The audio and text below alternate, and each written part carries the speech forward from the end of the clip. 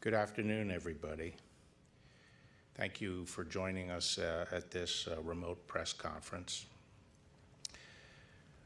Over the Constitution Avenue entrance to this building is a Latin inscription that translates, "Everything is created by law and order."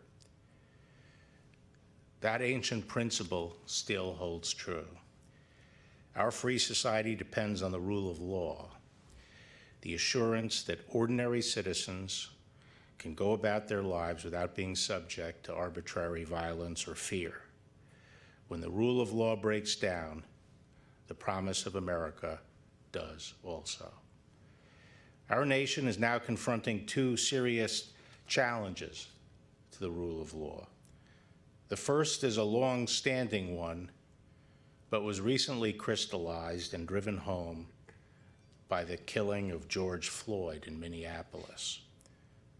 The video of the police conduct in this episode, as I said before, is harrowing.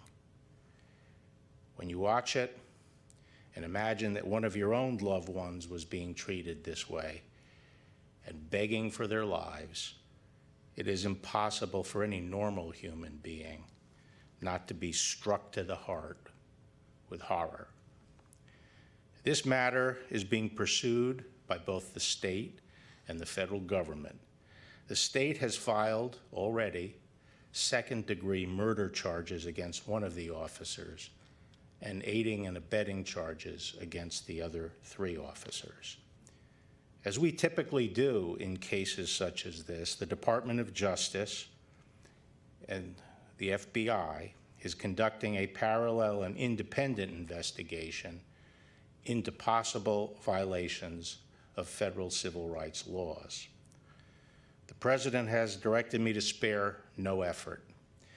We are coordinating our work with the Attorney General of Minnesota, and as a matter of comedy, the Department of Justice typically lets the state go forward with its proceedings first.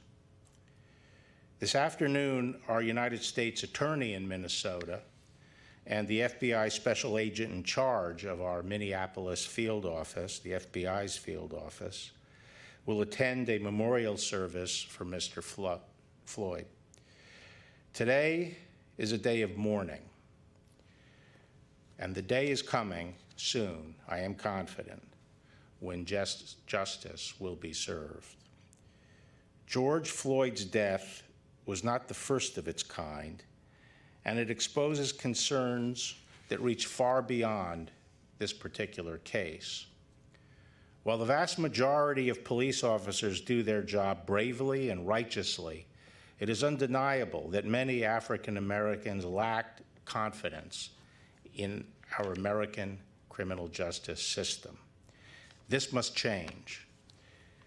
Our Constitution mandates equal protection of the laws, and nothing less is acceptable.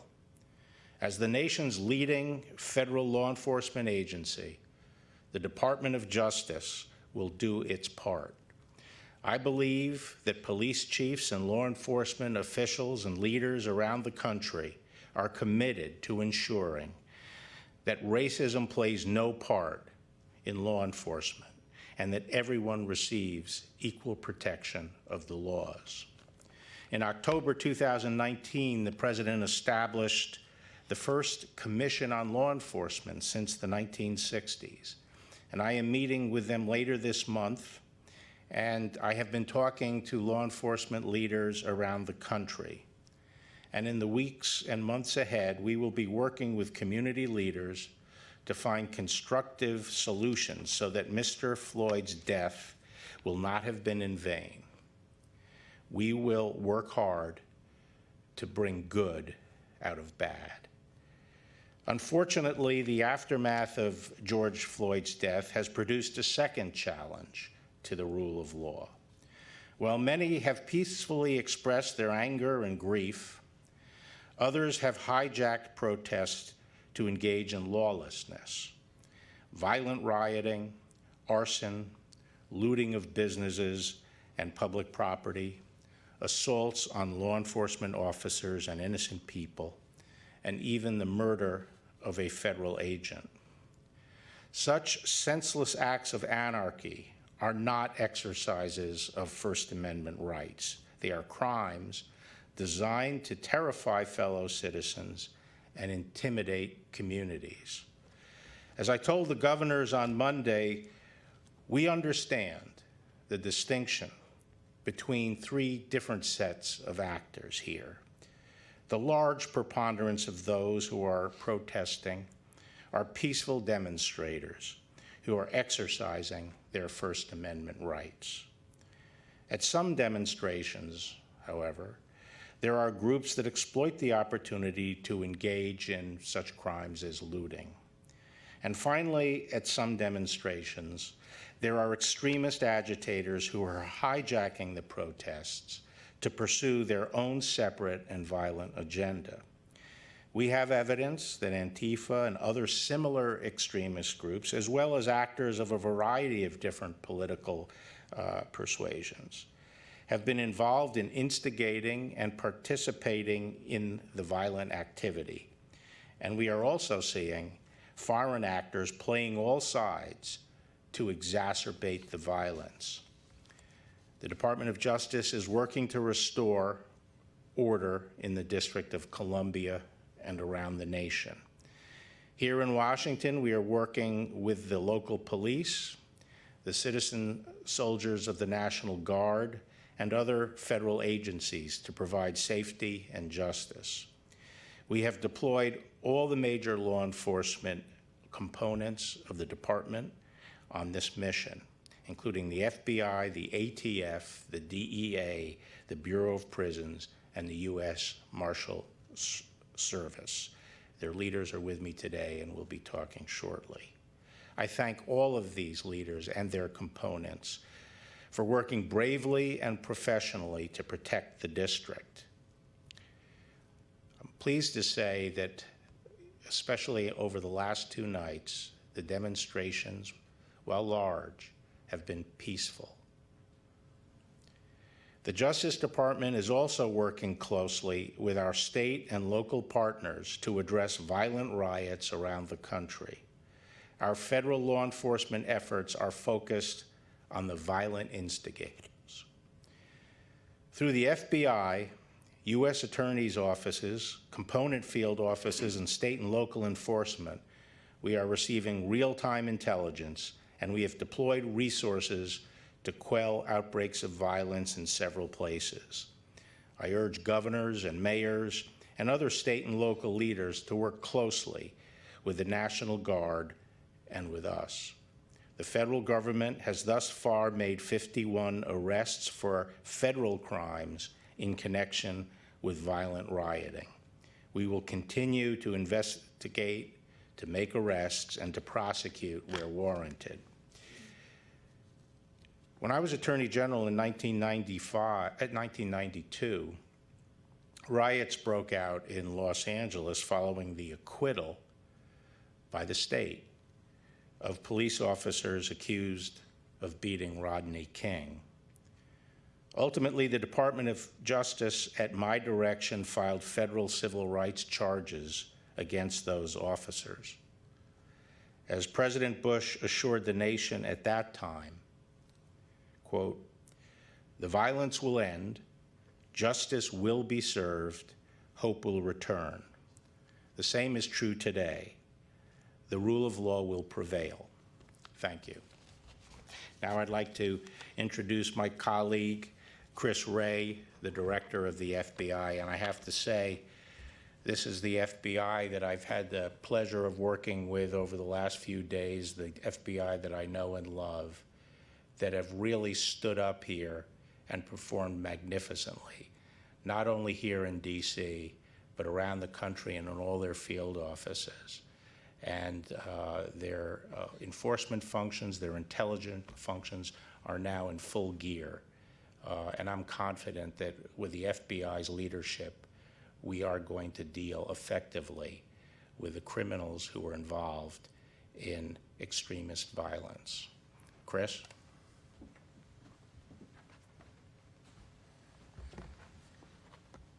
Thank you, General, for your leadership. Good morning. This is, needless to say, an incredibly challenging time for our country and for all the citizens we serve. I want to begin by expressing my deepest sympathies for George Floyd and his family. Like most of you, I was appalled and profoundly troubled by the video images of the incident that ended with Mr. Floyd's tragic death. Within hours of his death on May 25th, the FBI had opened a criminal investigation to determine whether the actions by the former Minneapolis Police Department officers involved violated federal law. We're moving quickly in that investigation, and we're going to follow the facts wherever they may lead in our pursuit of justice. Mr. Floyd's family, like a lot of families who have lost loved ones in recent weeks, are suffering right now and trying to find a way forward. In fact, our entire country is trying to find a way forward. That's because this is not just about George Floyd. This is about all of those over the years who've been unjustifiably killed or had their rights violated by people entrusted with their protection. When law enforcement fails to fulfill its most basic duty to protect and serve its citizens, particularly members of a minority community, it not only tarnishes the badge we all wear, but erodes the trust that so many of us in law enforcement have worked so hard to build. And when people feel that we haven't lived up to the trust that they place in us, it is understandable that they want to speak out and protest. And the FBI holds sacred the rights of individuals to peacefully exercise their First Amendment freedoms. Nonviolent protests are signs of a healthy democracy, not an ailing one. The FBI's mission is to protect the American people and uphold the Constitution. That mission is both dual and simultaneous. It is not contradictory. In engaging with our communities during these protests, we in law enforcement must balance the safety and security of our communities with our citizens' constitutional rights and civil liberties. One need not and must not come at the expense of the other. In recent days, the violence, threat to life, and destruction of property that we've seen in some parts of the country jeopardizes the rights and safety of all citizens, including peaceful demonstrators, and it has to stop. We're seeing people who are exploiting this situation to pursue violent extremist agendas, anarchists like Antifa and other agitators. These individuals have set out to sow discord and upheaval rather than join in the righteous pursuit of equality and justice. And by driving us apart, they're undermining the urgent work and constructive engagement of all those who are trying to bring us together, our community and religious leaders, our elected officials, law enforcement, and citizens alike. Many have suffered from the violence instigated through these radicals and extremists, including members of our own law enforcement family, officers killed or gravely injured while just doing their jobs, fulfilling their duty to the public by trying to keep everyone safe. To be clear, we are not in any way trying to discourage peaceful protesters. And to those citizens who are out there making your voices heard through peaceful, lawful protests, let me say this: we in law enforcement hear you. We have to make sure that our policing and our investigations are conducted with the professionalism and commitment to equal justice that you all deserve. But we are also committed to identifying, investigating, and stopping individuals who are inciting violence and engaging in criminal activity. So at the FBI, we're focusing our efforts on supporting our law enforcement partners with maintaining public safety in the communities we're all sworn to protect. We're making sure that we're tightly lashed up with our state, local, and federal law enforcement partners across the country by standing up 24-hour command posts in all of our 56 field offices. We've directed our 200 joint terrorism task forces around the country to assist law enforcement with apprehending and charging violent agitators who are hijacking peaceful protests. On a national level, we're soliciting tips, leads, and video evidence of criminal activities through our National Threat Operations Center, NTOC. And over the past few days, like the Attorney General, I've been speaking with law enforcement leaders in various parts of the country to ensure that we're providing the support they need and to let them know that in every community, the FBI stands ready to assist wherever we can. The relationships that we've built with our law enforcement and community partners are more important now than ever, because the reality is we can't do our jobs without the trust of the American people. I want to close by reiterating that the FBI will remain steadfast in its mission to protect the American people and uphold the Constitution. Protecting civil liberties and civil rights has been part of our mission since the days of the Civil Rights Movement. Those investigations are at the heart of what we do for the simple reason that civil liberties and civil rights are at the very heart of who we are as Americans. Before the Civil Rights Act of 1964, the federal government largely left protection of civil rights to state and local governments, and it took the Mississippi burning case and the Civil Rights Act for the federal government and the FBI to get off the sidelines and to begin to fully protect civil rights for all people of color. Since then, we've been working hard to identify and prevent hate crimes and to investigate abuses of power and authority. Our civil rights cases are among the most important work we do, and that will never change. Now, I will repeat today what I've long believed about the men and women of law enforcement. It takes an incredibly special person to willingly put his or her life on the line for a complete stranger, and to get up day after day after day and do that is extraordinary. And in these turbulent times, we won't forget the bravery of our law enforcement members who have risked life and safety to protect the public and keep the peace. But the difficulty of that job doesn't diminish the role we play in society, which is to protect and serve all citizens, no matter their race, creed, orientation, or station in life. And when we lose sight of those solemn obligations to the citizens we serve, the protectors can quickly become the oppressors, particularly for communities of color. As law enforcement, we're bound by an oath to serve all members of our community with equal compassion, professionalism, dignity, and respect. The American people should expect nothing less from us. Thank you.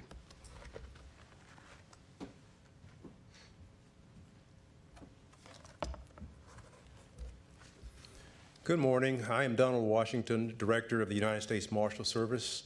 First of all, thank you, Attorney General Barr. Let me begin by specially noting that today marks the first of 3 days in which the family, the friends, and the loved ones will host memorials to honor the life of George Floyd in Minnesota, North Carolina, and in Texas. On behalf of the men and women of the United States Marshal Service and personally, I extend my deepest sympathy and my heartfelt condolences to the family of George Floyd. What started as peaceful protests in Minnesota after the death of Mr. Floyd has morphed into a national emergency, resulting in many injuries to many people, thousands of arrests, along with arson, theft, and vandalism to property in many cities. As of last night, U.S. Marshals report damage and vandalism to 21 federal courthouses located in 15 states and the District of Columbia. There has been damage and vandalism to many other federal properties. The U.S. Marshal Service is assisting other agencies in efforts to address violent disturbances that have occurred in the District of Columbia and in other cities around the United States. Peaceful protests are good for our country. This right should be respected by all persons, and this right absolutely deserves the full protection of officers of the law. Among our basic functions is the absolute duty to protect people who are exercising constitutional rights. However, rioters, arsonists, thieves, looters, and their protagonists are criminals. They have undermined peaceful and lawful demonstrations and protest. These criminals threaten our basic constitutional rights to life, liberty, and the pursuit of happiness, and they must be brought to justice. Since the earliest days, just after our nation's birth, U.S. Marshals have worked to ensure the rule of law by making sure that the federal judiciary and the federal judicial process operate unfettered and unintimidated. We have also worked tirelessly over the years to bring thousands and thousands of fugitives to justice, and today one of our primary missions is to find and protect endangered children.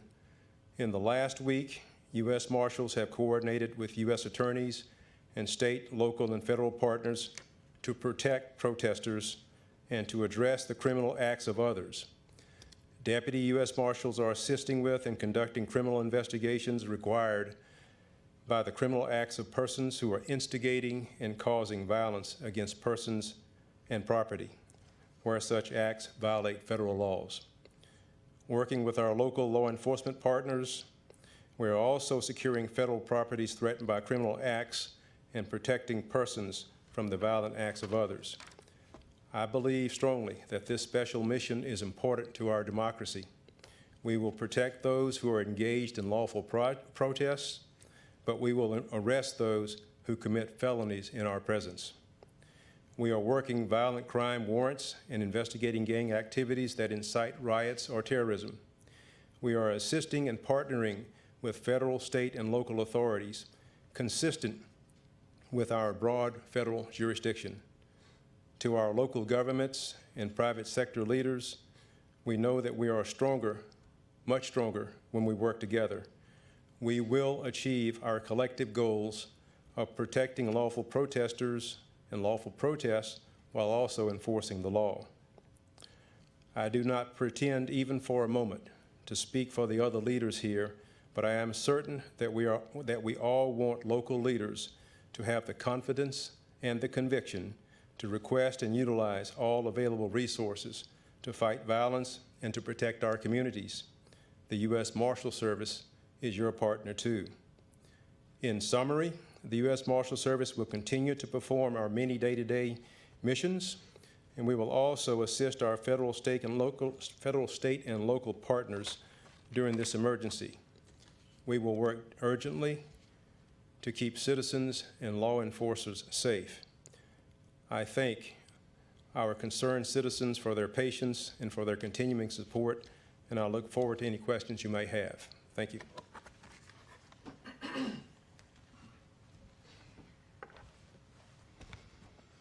Good afternoon. My name is Regina Lombardo, the Acting Director of ATF. For many special agents, one of the proudest moments is when you raise your right hand to take the oath of office to support and defend the United States Constitution. And we take that oath seriously. However, in the moment, we don't know exactly what we will be faced with, what challenges we will have to overcome in order to uphold that oath that we took. In this moment today, we express our warmest sympathies to the family of George Floyd and acknowledge the pain and suffering for his family. We also have sympathy for those that are suffering across the country. Unfortunately, where our constitutionally protected right to peacefully assemble has sometimes turned to the riots and criminal acts, the resulting violence involves crimes of ATF's core mission: shootings, responding to shootings, burglaries, arsons, bombings, especially destructive devices such as the Molotov cocktail. At the request of the Attorney General, ATF has provided every available resource. We have deployed a large number of special agents, our special response team here in our nation's capital. We have supported the Washington Metropolitan Police Department, the United States Secret Service, and the United States Park Police to protect the public, property, and the national landmarks that belong to each and every one of you. Our national response teams are here in Washington, D.C. in order to quickly respond the emerging arson incidents. We are working with the DC Fire to assess, investigate the 7 incendiary fires in the DC area caused by criminals, including the arson at St. John's Church, the AFL-CIO, the National Park Service Building, and the DC Fire District 4 Police Department. The individual we believe responsible for that fire at the Metro PD's Fort District has been arrested and charged. Our certified fire investigators, chemists, fire engineers, and explosive specialists are working around the clock to support the ongoing safety of operations. Across the country, ATF special agents, industry operations investigators from all 25 of our field divisions are responding to shootings, arsons, bombings, and thefts of federal firearms licensed dealers. We are providing investigative support and assistance to all of our local and state partners.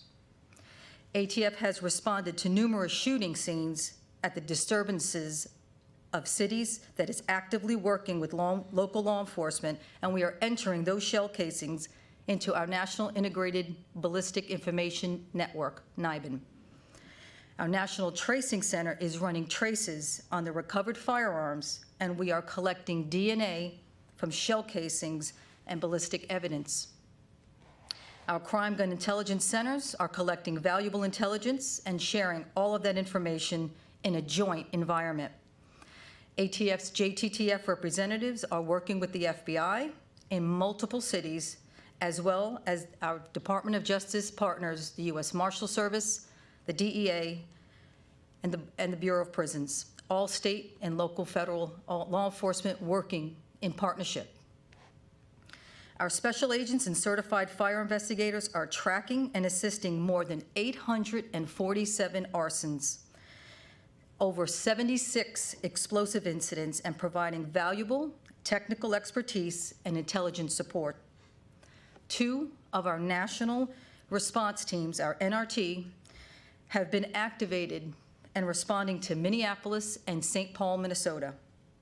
We have developed efficient and effective strategies to triage and quickly assess the scenes, even in an unstable environment. ATF has also responded to 73 federal firearms licensed dealers. We have identified many suspects and made arrests and recovered many firearms already. We have responded to assaults and murders of our law enforcement partners. Our team of ATF professionals at our National Correlation Center and our laboratories and our Tracing Center are all working day and night to make those arrests. We are on the streets, making cases, and protecting the American public from violent criminals. You do not have to be in law enforcement to know that this is dangerous work. ATF has answered the call. As the Attorney General stated, the most basic function of government is to provide security for the people who live their lives and exercise their rights, and we will meet that responsibility. This is our mission, and we deeply are committed to that mission, to protect and serve. Thank you.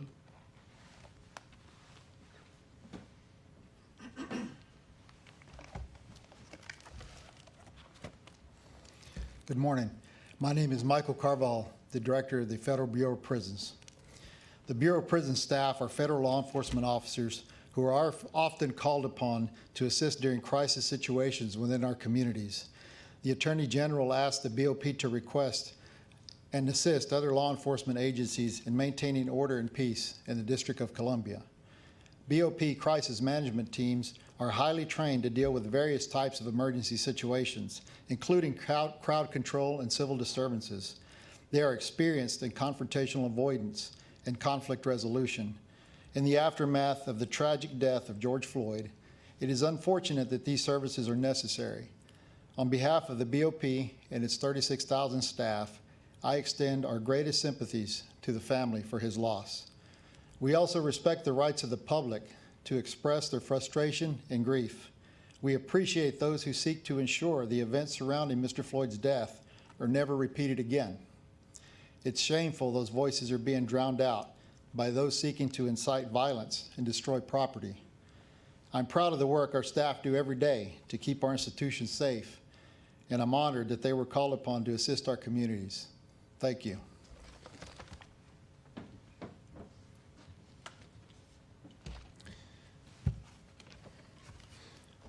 My name is Tim Shea. I'm the acting administrator of the Drug Enforcement Administration, and I'm honored to represent the brave men and women of the DEA and to share with you the important work our special agents have been performing these last few days. But first, I'd like to join the Attorney General and take a moment to express my sincere condolences on behalf of myself and the men and women of the DEA to the family and friends of George Floyd, as well as to all those who mourn his passing. It was a tragedy for us too in law enforcement. The DEA's mission, like all law enforcement partners, is to protect the American people. Before they receive their badge and credentials, every one of our special agents takes an oath to uphold the Constitution and the rule of law. And that's exactly what they're doing this week.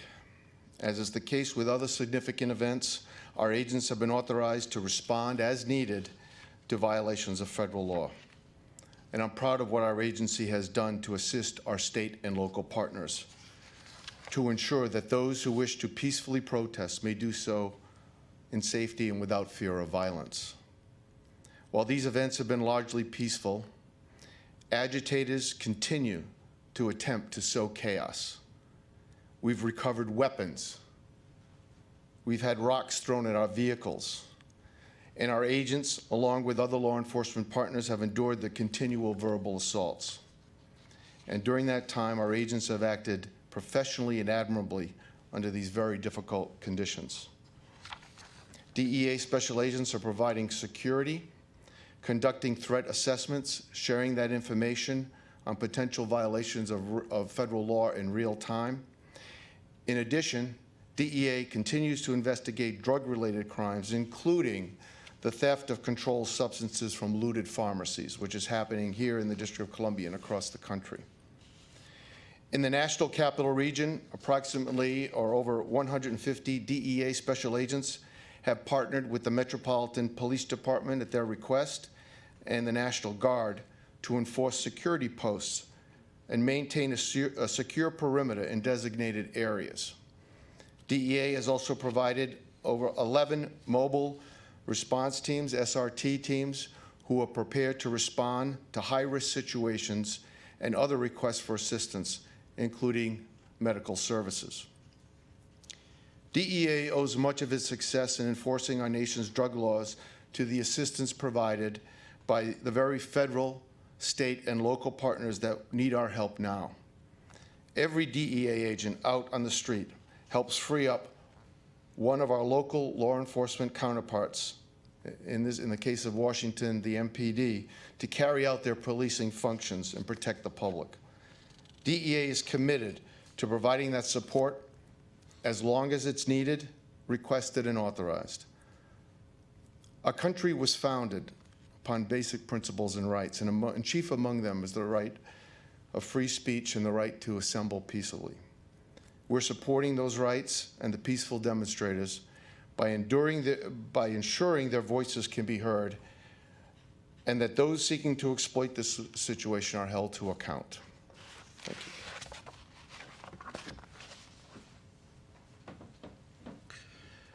Thank you. And with that, I'll open it up to questions. Thank you. To ask a question, you may press star and one. Once again, ladies and gentlemen, that's star and one to ask a question.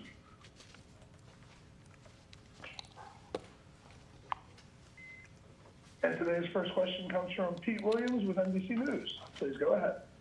Thank you, Mr. Attorney General. Washington, D.C. has a lot of experience in dealing with large, complex events that include protests like the inauguration or meetings of the World Bank. Why did you think it was necessary for you to take command of this, and where does that authority come from? Well, I think the rioting got going, I think, on Friday, May 29th. and got worse and worse over the weekend. It culminated or came to a crescendo over the weekend on Sunday evening right around the White House on H Street on the northern side of Lafayette Park. And it was very serious rioting. The Treasury Department annex there was broken into. A historical building on Lafayette Park, which is federal property, was burned down. There was a fire set at the historical St. John's Church right there across from the White House, and an old church that goes back to the 18th century and is referred to as the Church of Presidents. The rioters used crowbars to dig out the pavers at Lafayette Park and use them as projectiles thrown at Secret Service and other federal agents. There were numerous head injuries among the federal personnel whose responsibility is to protect the White House. Just to give you an indication, but from Saturday until today, and virtually, the lion's share of these injuries came over the weekend, there were 114 injuries to law enforcement, most of those to federal agents, and most of those inflicted right around the White House. There were 22 hospitalizations, and most of those were serious head injuries or concussions that required monitoring and treatment. On Monday, the president asked me to coordinate the various federal law enforcement agencies, not only the multiple Department of Justice agencies, but also other agencies such as those in the Department of Homeland Security. So we had a coordinated response and worked with the National Guard and also with the DC Police. That morning, we decided that we needed more of a buffer to protect the White House and to protect our agents and Secret Service personnel who could be reached by projectiles from H Street. I made the decision that we would try to move our perimeter northward by a block to provide this additional protection. And later at 2 o'clock on Monday, I met with all the various law enforcement agencies, and we set our tactical plan. And that plan involved moving our perimeter a block north to I Street. It was our hope to be able to do that relatively quickly before many demonstrators appeared that day. Unfortunately, because of the difficulty in getting appropriate forces and units into place, by the time they were able to move our perimeter up to I Street, there had been a large number of protesters had assembled on H Street. There were projectiles being thrown, and the group was becoming increasingly unruly, and the operation, they were asked 3 times if they would move back 1 block. They refused, and we proceeded to move our perimeter out to I Street. It is true that the Metropolitan Police have a lot of experience in dealing with demonstrations, but we have a lot of this is the federal city. It's the seat of the federal government. Many of the buildings, as you know, and facilities here and the monuments are the responsibility of the federal government, and the proceedings and process of the federal government take place here. And so when you have a large-scale civil disturbance that is damaging federal property, threatening federal property, threatening federal law enforcement officers, threatening the officials in government and their offices and our great monuments. It is the responsibility of the federal government to render that protection, and we do so in close coordination with the Metropolitan Police Department. Fortunately, later that evening on Monday, after we did establish a buffer zone, we were able to finish that day without further significant violence from the demonstrators. And then the following 2 days were peaceful. The assemblies and the protests were peaceful. So we're pleased with that. We're working closely with the Metropolitan Police to plan out the remainder of the week. Next question. Our next question comes from Pierre Thomas with ABC News. Please go ahead. Good afternoon, Attorney General Barr. A couple of very good questions for you, if I may. Yesterday, the department charged 3 members of the group, or associated with the group Boogaloo, a far-right extremist group, known as a far-right extremist group. Is it important in your remarks and thoughts to point out all the different groups that are involved in this type of violent activity? And then the second question is, do you have any concerns that law enforcement could have perhaps been more surgical in how they operated on Monday? And many of the people who were moved forcibly were peaceful protesters, sir. Well, I do think it's important to point out the witch's brew that we have of extremist individuals and groups that are involved, and that's why in my prepared statement I specifically said, in addition to Antifa and other extremist groups like Antifa, there were a variety of groups and people of a variety of ideological persuasions. So I did make that point. I'm not going to get too specific, but the intelligence being collected by our U.S. Attorney's Office, particularly integrated by the FBI from multiple different sources, is building up. There are some specific cases against individuals, some Antifa related. A lot of the extremists are involved in egging on violence and participating in violence, providing the means of violence, and we are pursuing those cases. At the same time, there's a lot of, I would also add, there's a lot of disinformation out there, people posing as different, as they're members of the different groups, so you sometimes have to dig a little deeper to determine exactly what's going on.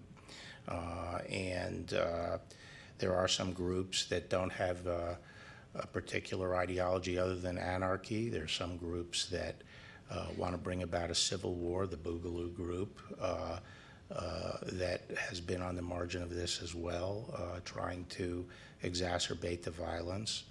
So we are dealing with, as I say, a witch's brew of a lot of different extremist organizations. Maybe Chris would have something to add to that.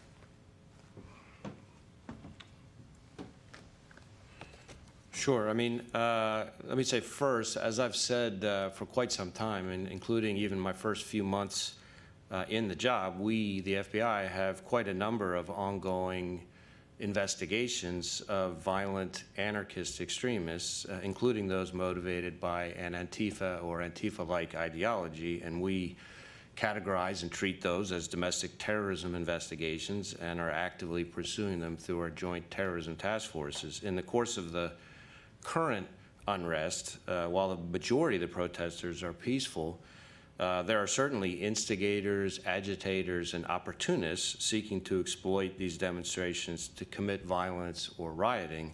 And exactly who these people are, who's driving them, what tactics they use varies widely sometimes from city to city, sometimes even from night to night. And we're working with all of our law enforcement partners to gather as much information as we can about that topic and to bring federal charges where appropriate and possible.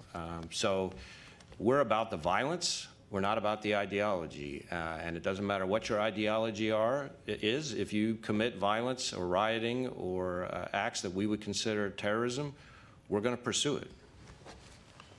The second part of your question, Pierre, I mean, one of the difficulties is that while there are peaceful demonstrators and participants in these protests, it is the instigators, those committed to violence, basically shield themselves by going among them and carrying out acts of violence. Those I saw the projectiles on Monday when I went to Lafayette Park to look at the situation, and as one of the officials said, that he pointed out various knots of people where the projectiles were coming from, and we could see, and it was a lot of demonstrators, and it's hard to know exactly where they're coming from. Frequently, these things are thrown from the rear of the demonstration,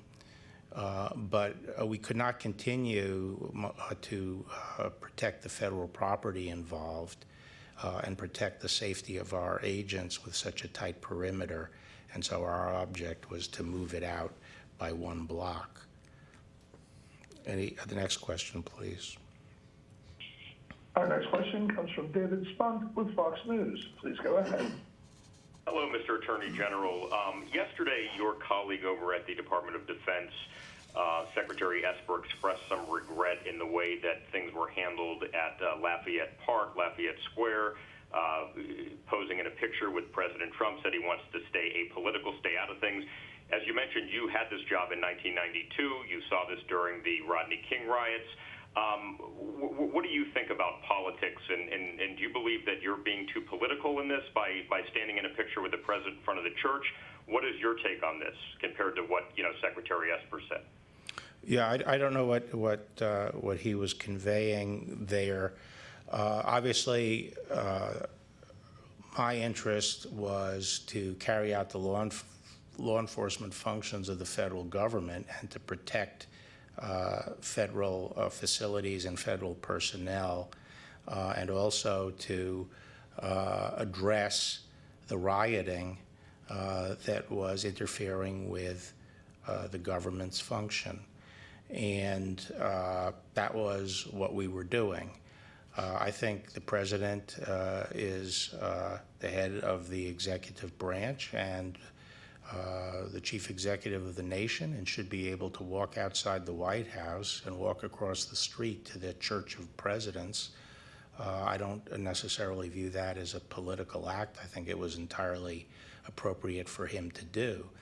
I did not know that he was going to do that until later in the day, after our plans were well underway to move the perimeter. So there was no correlation between our tactical plan of moving the perimeter out by 1 block and the president's going over to the church. The president asked members of his cabinet to go over there with him, the 2 that were present, and I think it was appropriate for us to go over with him. Next question. Thank you, sir. Our next question comes from Mike Balsamo with the Associated Press. Please go. Thank you, Mr. Attorney General. Can you expand a little bit on your comments that foreign actors are responsible or working to exploit all sides here? And do you believe that's an organized disinformation effort from a foreign government? And have you identified, which countries are responsible for that? And then I have a separate question for Director Carvajal, if I could, right after that. Okay. I might ask Chris if he cares to provide a little more detail. I'm not sure how much detail we want to get into, but people shouldn't think that countries that are hostile to the United States, that their efforts to influence the U.S. or weaken the U.S. or sow discord in the U.S. is something that comes and goes with the election cycle. It is constant. And they are constantly trying to sow discord among our people. And there's a lot of disinformation that circulates that way. And I believe that we have evidence that some of the foreign hackers and groups that are associated with foreign governments are focusing in on this particular situation we have here and trying to exacerbate it in every way they can. Unless Chris has something to add, I can turn it over to, yeah.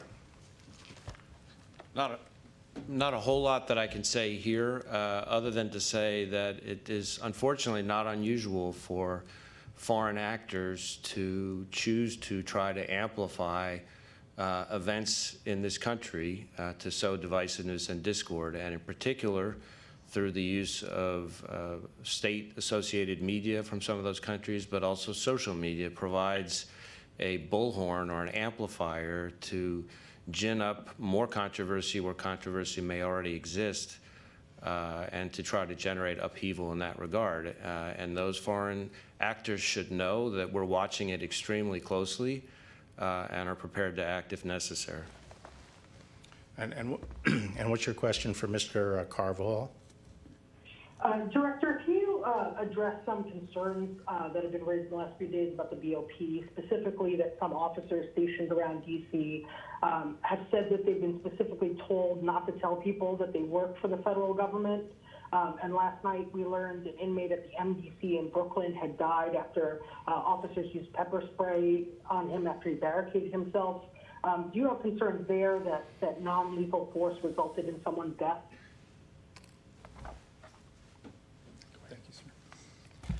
Thank you, Mike, for the question, and let me clarify this. First of all, I'm not aware of any specific Bureau of Prisons personnel being told not to identify themselves. What I attribute that to is probably the fact that we normally operate within the confines of our institution, and we don't need to identify ourselves. Most of our identification is institution-specific and probably wouldn't mean a whole lot to people in D.C. I probably should have done a better job of marking them nationally as the agency. Point is well taken, but I assure you that no one was specifically told, to my knowledge, not to identify themselves. As for your question regarding the incident at MDC Brooklyn, what I can tell you, we did do a press release with the information in there. It was, as you stated, an incident involving a disruptive individual down in a cell. The officers did utilize pepper spray, as you say, OC, and afterwards the individual unfortunately died. What I will tell you is that we immediately referred the case to the FBI and the Office of Inspector General. I was actually notified this morning that the Officer Inspector General is going to take that case. And that's about all I can comment on because the matter is under investigation. Let me just add that the Bureau of Prisons SORT teams are used frequently for emergency response and in emergency situations and either civil disturbances or hurricanes or other things like that. They're highly trained units, and in fact, in the Department of Justice, we do not really have large numbers of units that are trained to deal with civil disturbances. I know a lot of people maybe looking back on history think we can call on hundreds and hundreds and hundreds of U.S. Marshals, and that's simply not the case. Our Marshals response force is approximately 100 U.S. Marshals. And so historically, when there have been emergencies where we have to respond with people who do have experience in these kinds of emergencies, they're highly trained people. We use what are called SORT teams, response teams from the Bureau of Prisons. And I could see a number of, now in the federal system, we don't wear badges with our name. I mean, the agents don't wear badges in their names and stuff like that, which many civilian police agents, non-federal police agencies do. I could understand why some of these individuals simply wouldn't want to talk to people about who they are, if that in fact was the case. I'll take the next question. Our next question comes from Sadie Gurman with Wall Street Journal. Please go ahead.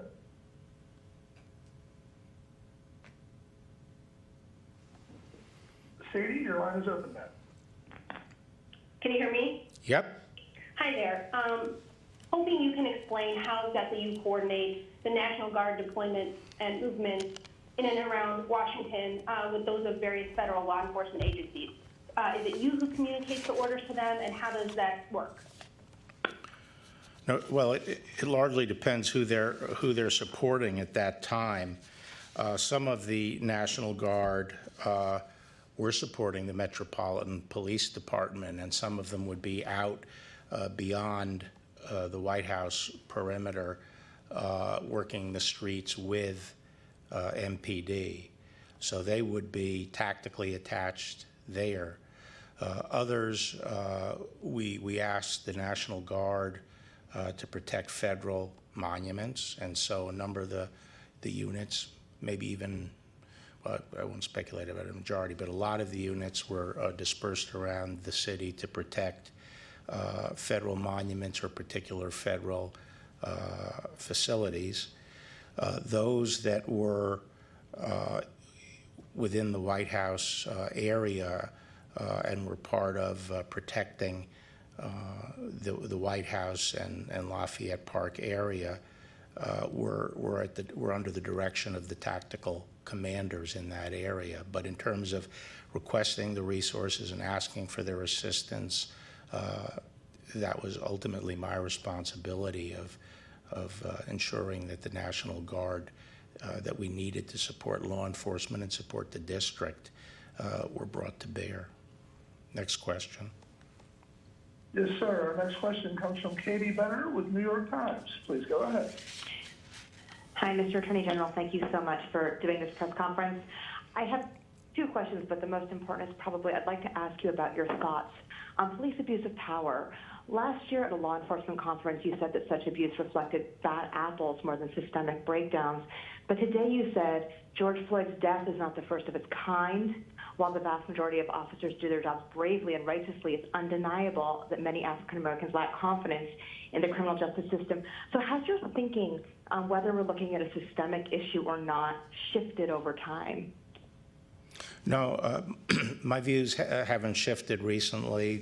And what you quoted, I think is consistent. And you were addressing, the use of excessive force. Is that right, Katie?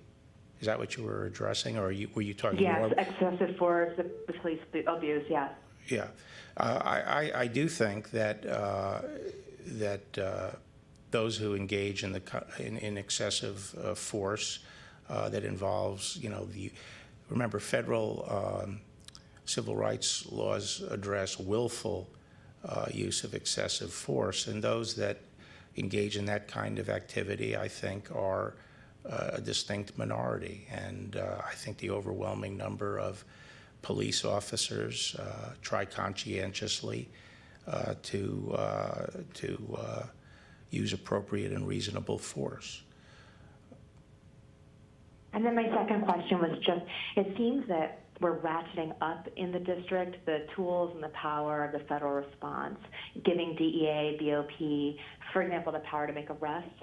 I'm wondering why that's happening now, because it seems that the streets have been relatively calm and there's no curfew tonight. And I think that decision was made by the mayor because she has confidence that we've sort of returned to order.